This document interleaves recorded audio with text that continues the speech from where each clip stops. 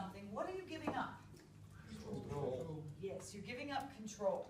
So I want to talk about a couple of things this afternoon.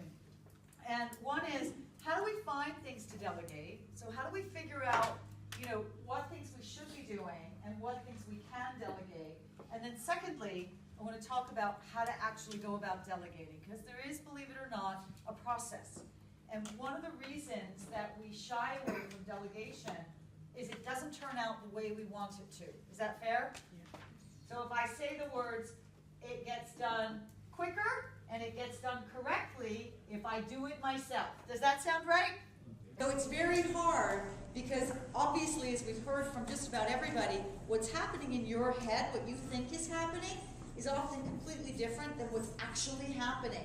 So the only way really to break these habits or to get to improve in this is actually to be able to see yourself and go, oh, because I promise you, are you? It's entertaining, isn't it?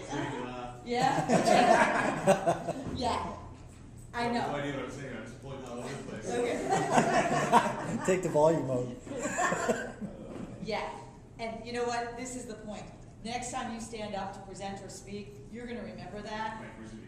Well, but that's the body language, isn't it? When you hear the sound on that, the next time you go to present, you'll stop and go, oh, I remember that. And and it's the quickest way. You can break those habits just like that. If that's what we believe, then that's what we'll create.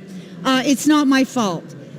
No, you may not have programmed your subconscious in the beginning, but we can choose to stay there or we can choose to move out of there. And here's the power of this and why I'm even sharing this with you. To me, it's foundational. It's a fundamental principle of escaping that invisible prison. And it's called the self-fulfilling prophecy, all right? Because whatever we believe, we project out there.